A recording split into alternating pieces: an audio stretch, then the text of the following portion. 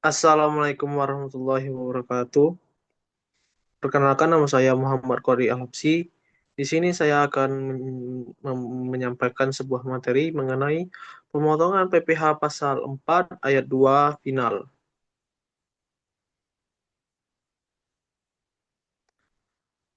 Sebelum kita masuk ke pembahasan, saya akan membahas apa itu PPh pasal 4 ayat 2 final.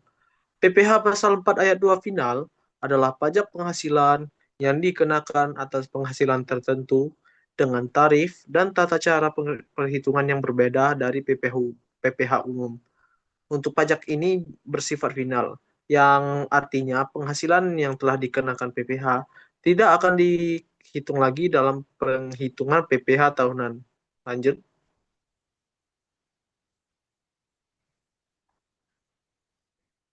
Jenis-jenis penghasilan yang dikenakan PPh pasal 4 ayat 2 final. Untuk jenis-jenis penghasilannya ada bunga, deposito, dan tabungan, termasuk diskonto, SBI, dan jasa giro. Lalu ada hadiah undian, pajak atas kemenangan dalam undian. Lalu ada penjualan saham, penghasilan dari transaksi penjualan saham di bursa efek. Lalu ada pengalihan tanah dan bangunan. Ini juga termasuk seperti penjualan, tukar menukar, ataupun hibah. Lalu ada dan terakhir jasa konstruksi. Penghasilan dari kegiatan usaha jasa konstruksi. Lanjut. Untuk tarif PPh pasal 4 ayat 2 final, tarif PPh final bervariasi bergantung pada jenis penghasilannya. Misalnya, bunga, deposito, dan tabungan dikenakan tarif 20%, sementara hadiah undian dikenakan tarif 25%. Pengalihan hak atas tanah memiliki tarif 2,5%, dan untuk jasa konstruksi juga memiliki tarif yang berbeda-beda tergantung pada klasifikasi usahanya. Lanjut. Subjek pajak dan objek pajak PPh pasal 4 ayat 2 final. Untuk subjek pajaknya yaitu meliputi wajib pajak orang pribadi maupun badan.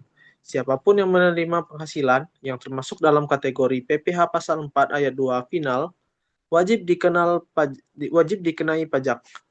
Pajak ini tanpa memandang status kewarganegaraan ataupun bentuk badan usahanya. Untuk objek pajaknya adalah jenis-jenis penghasilan tertentu yang telah disebutkan sebelumnya, seperti bunga deposito, hadiah, undian, penghasilan dari pengalihan hak atas tanah atau bangunan, dan juga penghasilan dari jasa konstruksi. Lanjut. Mekanisme pemotongan dan penyetoran PPh pasal 4 ayat 2 final. Untuk mekanisme pemotongan dan penyetoran, yaitu yang pertama yaitu penghitungan pajak. Pihak yang membayarkan penghasilan wajib menghitung PPh final. Lalu pemotongan. Pajak yang dipotong langsung saat pembayaran pajak yang dipotong yaitu langsung saat pembayaran penghasilan dilakukan. Untuk bukti potong, pihak pemotong wajib memberikan bukti potong kepada penerima penghasilan.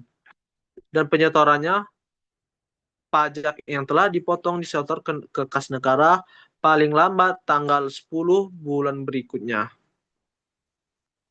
Lanjut. Untuk pelaporan PPh pasal 4 ayat 2 final, setelah pemotongan dan penyetoran dilakukan, pihak pemotong wajib melaporkan pajak yang telah dipotong melalui surat pemberitahuan atau SPT masa PPh pasal 4 ayat 2. Pelaporan ini dilakukan secara bulanan, paling lambat tanggal 20 bulan berikutnya setelah masa pajak berakhir. Lanjut.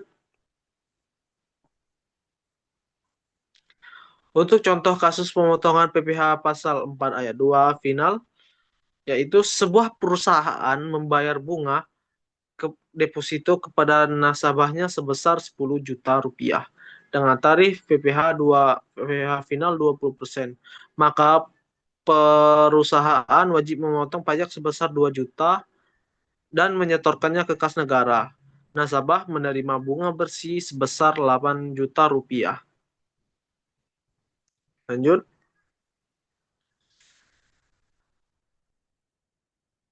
Konsekuensi kepatuhan dan ketidakpatuhan.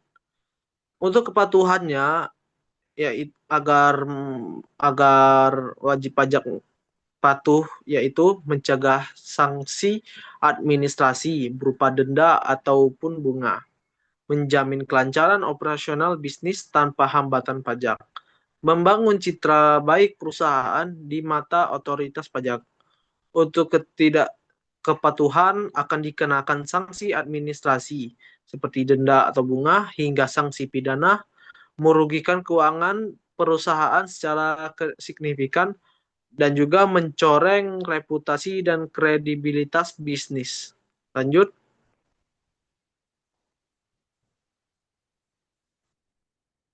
Kesimpulannya, PPh Pasal 4 Ayat 2 final merupakan mekanisme pemajakan atas jenis penghasilan tertentu yang dipotong dengan tarif khusus dan bersifat final, sehingga tidak diperhitungkan lagi dalam SPT tahunan. Pemotongan, penyetoran, dan pelaporannya wajib dilakukan oleh pihak pemberi penghasilan sesuai ketentuan agar terhindar dari sanksi serta mendukung kepatuhan perpajakan. Dengan memahami objek subjek tarif dan prosedurnya, wajib pajak dapat menjalankan kewajiban secara tepat, mengurangi potensi risiko administratif maupun finansial. Sekian dari presentasi yang saya sampaikan. Mohon maaf apabila terdapat kesalahan kata dalam penyampaian. Saya ucapkan terima kasih. Saya akhiri. Wabillahi taufiq wal hidayah. Wassalamualaikum warahmatullahi wabarakatuh.